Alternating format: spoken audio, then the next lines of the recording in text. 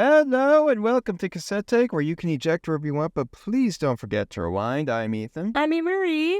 And we actually aren't doing a full podcast this week, and we were planning on actually not doing anything except for sending you guys a little shorts and, a little Amma needs, because Annmarie always needs to get in what she needs. I always need to talk. Always. Every week. Sorry. Every second of the... No, I'm kidding. That's why we started this podcast. Woo! But this episode will not be a podcast, actually. We're actually just... We just come out of seeing a little movie that we got a little early access screening to. Annmarie, what did we go see? We went to go see FlyMetotheMoon, ScarlettJohansson, ChanningTatum, Romano, Woody Harrelson. I mean, the cast. Great cast. Yeah, great cast. It could go on and on. Directed by Greg Berlanti, who his last film was Love, Simon back in 2018. which is so surprising. That was so long ago. Yeah, and Love, Simon, that was a good film. I love that Yeah, it was very, very wholesome, very nice. And yeah, so I'm surprised to see, you give an Apple Films movie to someone that hasn't directed a movie since 2018, and it's like, okay, I was not expecting that, and this guy did a great job. Greg Berlanti did a phenomenal job. I like this movie, too, because it reminds me a lot of Don't Look Up, the Netflix movie. Oh, yeah. And as well as, some other Apple movies. And I was super excited to go see this one. I had it on my list for a while. And once we got early access, we're like, let's go. It's the holiday weekend. Yeah, 4th of July. And I got to tell you that this is definitely a 4th of July Independence Day. America! It makes you feel like America. USA! Yeah, and I mean, that's not to say if you're from another country, you won't enjoy it or find it interesting. But dang it. I'm just saying, if you're American... It makes you feel a little more proud. My pronouns are USA. Okay.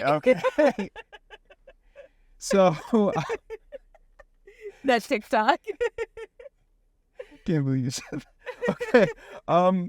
But yeah, no. So this this movie really does a good job, of providing that. I want to say late 90s, early 2000s kind of movie sense of hope, that I think is great. Is wholesome. And I think Daniel Pemberton, who you guys may know from the Spider-Verse movies, doing the score for the Spider-Verse movies, he actually did the score for this movie. And it seemed a little outside of the shots and sequences where they're talking real quick and kind of going through certain sequences and plans of that kind of juxtapose each other. Outside of that, his score is very almost the natural-esque. Yeah, I really liked the score to it. I'm glad they did involve some other music elements that I know a little bit more. Because if you don't know, Ethan's the music guy here. I am not. But I was really interested in this film for the plot because I think every little kid wanted to be an astronaut. That was the big thing. I dressed up as Neil Armstrong for 1 year for... Oh, you did? Yeah, in 4th grade, I was Neil Armstrong because you had to pick someone who was your hero. And come on, every little kid wanted to be an astronaut, and I want to be an astronaut. And so I think it was kind of cool seeing this film talk about the moon landing, but also the funny parts of it too of, it's all fake. Project Artemis. Yeah, which, by the way, we won't spoil the movie yet for you guys as to what route they go down. But, yeah, it really does a great job of presenting it. This story of, regardless, victory, and just all these people's hard work really coming to fruition, and the true community that America can sometimes be, or any country could be, but in this case, truly a proud American moment that everyone could get behind. Well, and people talk about if they were around for it, they talk about the moon landing. It was such a huge thing for them, and so it was watching the royal wedding or something. So. Right, and I mean, I think because they were demonstrating towards the beginning of the film, how divided America was, over Vietnam, and all the context of this whole thing about the president, and it's you could draw a lot of similarities to now, in the current state of affairs in the United States, and maybe this was a film that came out to just remind us, like, hey, maybe we just need like one of those moments, like a scientific achievement or something that can really unite us. And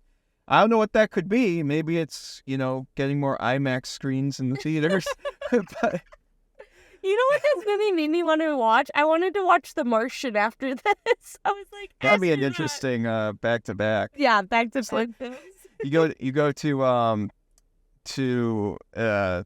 the moon, and then just like you wake up on Mars. Yeah, why not? Yeah.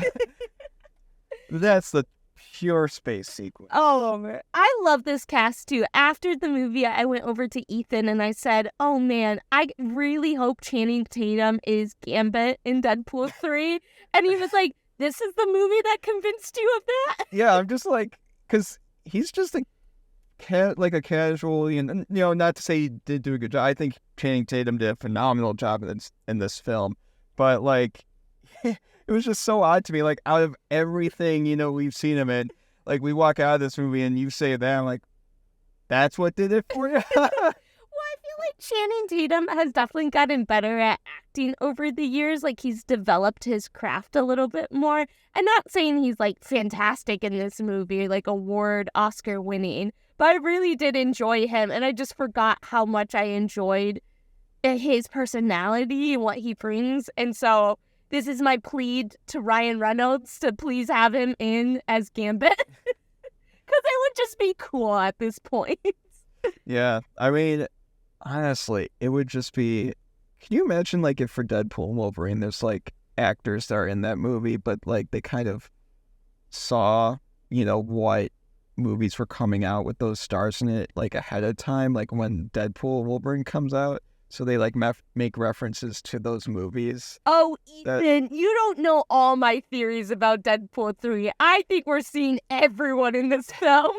Next Annmarie, it's a sequel to her other. Guys, watch out. Yeah, we're only a few weeks away from that one. Yeah. But okay, staying off topic, we're gonna go back on track to the moon here. There you go. Yeah, Woody Harrelson does a great job playing like a kind of like not necessarily a villain, but like an antagonist kind of, but not really, like a protagonist-antagonist hybrid model. Well, he goes to Scarlett Johansson's character and says, I need you to sell this idea of going to the moon because people aren't funding it like they used to. And so she does advertising, basically, like PR for them to get more views and everything. And I really liked his character. He was kind of sleazy. That classic government sleaze that you always look for in a man. Him. He was funny. And then this movie was a lot more funny than I thought it was going to be. Oh, yeah. Ray Romano, by the way. This movie has really confirmed it for me that he is the funniest he can be when not to say he's not, like, I think he's a great comedian, but I gotta say he's the funniest he can be when he plays a character that is completely oblivious to the situation going on around him. Like, I don't know, maybe it's just a me thing, but I just get so much more of a kick out of his characters when that happens. And also, I don't know who plays him, but there's this guy who does tours, and he's announcing the tours. That guy was super funny, too. Shout out to that guy. Think, what's his name? I can't remember the character's name, but think the character from Office Space that like has his stapler taken from him. It's like, oh, that's my badge. Give that you took my badge. Do you think this movie's got any chance of going to the Oscars? Like, I compared it to Don't Look Up, and they got a Best Picture nomination. I mean, but Don't Look Up kind of was a little more like it was a little more out there, ironically. But, I think this one might have a chance here and there of being like a potential Oscar. Like, I don't know. I personally probably wouldn't put it there, but it kind of does have the feels of like a Forrest Gumpy kind of thing going on, a little hint of a Zemeckis touch, even though Zemeckis had nothing to do with this movie. He's like, keep me away from this. But no, that's what I was saying though. Like this movie has like a late mid-90s, early 2000s, turn of the century kind of feel to it. where it's just like that sense of hope and like of what's to come, and just a really delightful, wholesome movie. Yeah. It kind of reminded me, this is so random, it reminded me of The Incredibles too. Maybe it's because they both take place in the 60s, but just like that period of like hope and all that, like we could, I don't know, it just kind of reminded me of it too. Yeah. Is it weird to say it kind of had like a little hint of Ted Lasso with how the community is forming? Oh Yeah, not as like perfect of like a community as Ted Lasso, because that's perfection of a show, but it had a little touch of that. It's like a little touch of everything, A little touch of everything. I liked it. Yeah. So I guess out of 10 rock. Oh, come on. You gotta come up with something more Okay, creative. fine. Out of 10. Ooh, okay. Out of 10 black cats. There we go. You'll understand that when you see the movie. You know what? I really enjoyed this. I thought it was super funny. I'm going to give it a solid 8. I had a lot of fun. Come on, space is so cool. Every little kid wanted to go to space camp, and so this kind of brought me back to it. So 8 out of 10. 8 out of 10. Okay. I'd have to, I think when midway through the movie, I was going to give it like a 7 or 8 out of 10, right? Mm-hmm. And then like the second act, it's almost like a completely different movie. Oh, it really is. So it really took a step up for me. It like hit that moon level, It took a moonshot and it landed on the moon. Godspeed. And I'm like, dang, this happened in history. It's a very well recorded moment in history, and I don't know what's going to happen next. So the fact that they were able to do that, I gotta say, maybe a 9 out of 10. 9 out of 10. Like, I was not expecting it to give it a 9 out of 10, but I think that second half of the movie kind of put it up there. Yeah. The lowest I could give it would maybe be an 8.5. Yeah. So, but yeah. Hey guys, I know we got an early screening. Maybe you guys were at a theater that got an early screening too. If you saw it, let us know what you thought about it in the comments down below. And if you haven't seen it, what are you doing? Go try to find yourself an early screening. Get out there. It's really good. Yeah. And then come back and hear our spoiler talk, which we're going to be getting to. But yeah, let us know your takes on our tapes in those comments down below. There we go. Now, Spoilers! 3, 2, 1, liftoff. Spoiler time. Annmarie, queen of spoilers, go. Thank you. There's not too much to spoil. What ends up happening is Scarlett Johansson films, or they create a fake set for the moon landing, and Woody Harrelson's Mo guy is saying, oh, we're going to actually use it. And so the first half is like them trying to sell the moon landing, which was super interesting to me. The second half was actually the moon landing, and they're like, oh my God, it's like a heist movie. They need to fix the camera on the spaceship. And so I really enjoyed the second half.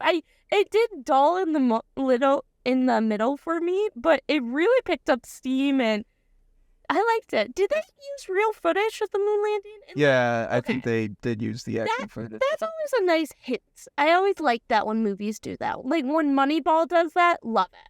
Yeah, like you're able to blend it so seamlessly like that. Mm-hmm. It's just, it made it so much more immersive. Yeah. And, I actually thought the reason why I was like wondering which way is it going to go, because they were dropping so many hints here and there, like a trail of like, oh, we could ambiguously end this movie in a way where it's like, oh, was it fake or was it, like, and leave it up to the audience. But at the end, it's like, oh no, it happened, and the footage you saw was indeed the footage we sent out.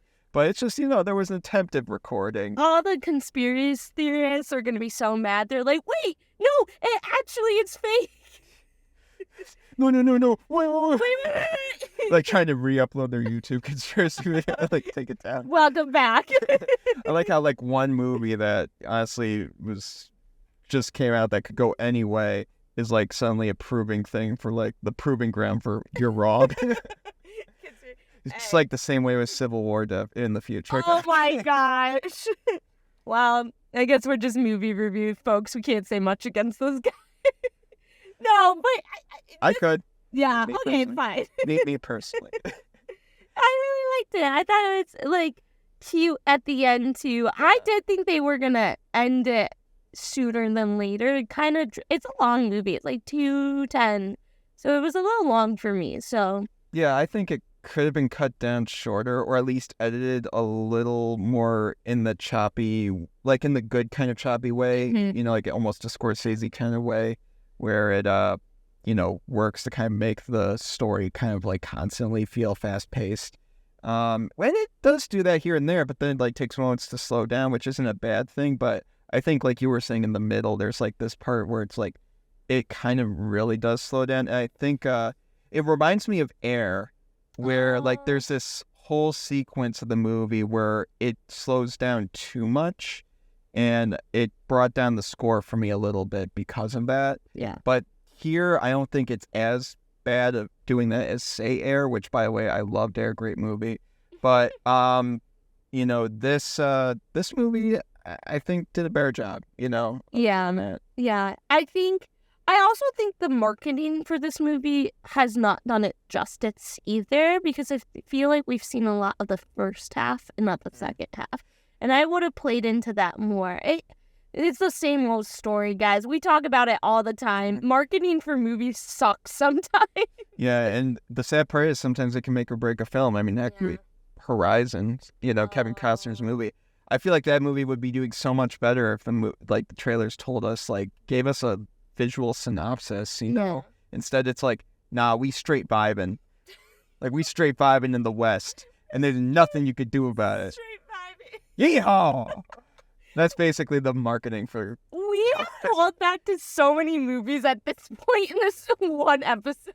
Yeah, making up for the fact that this isn't really a podcast, it's just a review. But in actuality, it is a podcast. We don't know what we're doing. Anyway, so, yeah, I gotta say, though, that this movie does, like, that whole idea, like, with the marketing.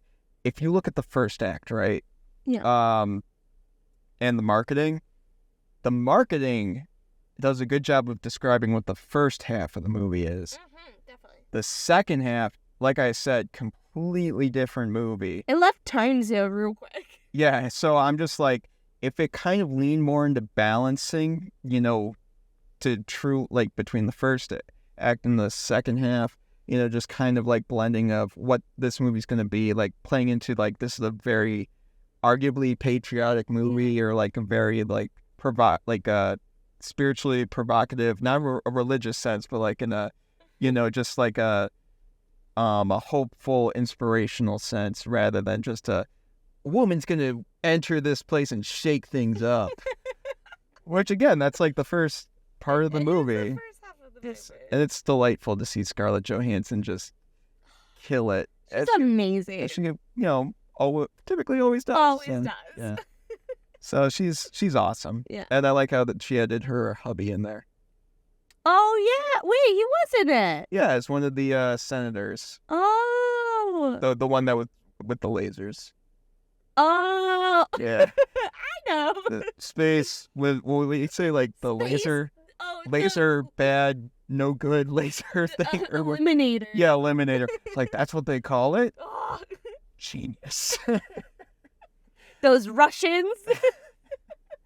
Oh man, it's funny, but at the same time, it's like, that's actually going on in Congress to talk like that. So, but that's another podcast you can go out there and find somewhere. But hey, that's what we thought about Fly Me to the Moon.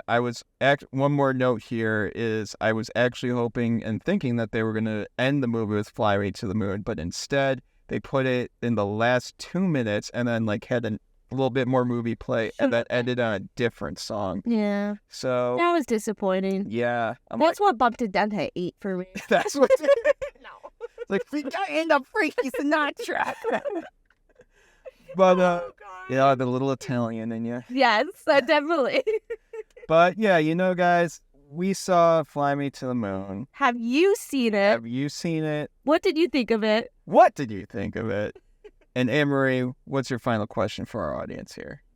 Do you think Channing Tatum will come back as Gambit? Whatever you're thinking, let us know. Let us know your takes on our tapes in those comments down below. Oh, this is a train wreck. And on that note, hope you guys had a wonderful Independence Day weekend. If you live in another country, Be safe. hope you had a wonderful weekend in general. Be safe. We love y'all. Don't shoot fireworks at people. People do that? What? Don't do that. Do not. Annmarie, what do you have planned later? I gotta go. All right, on that note, goodbye.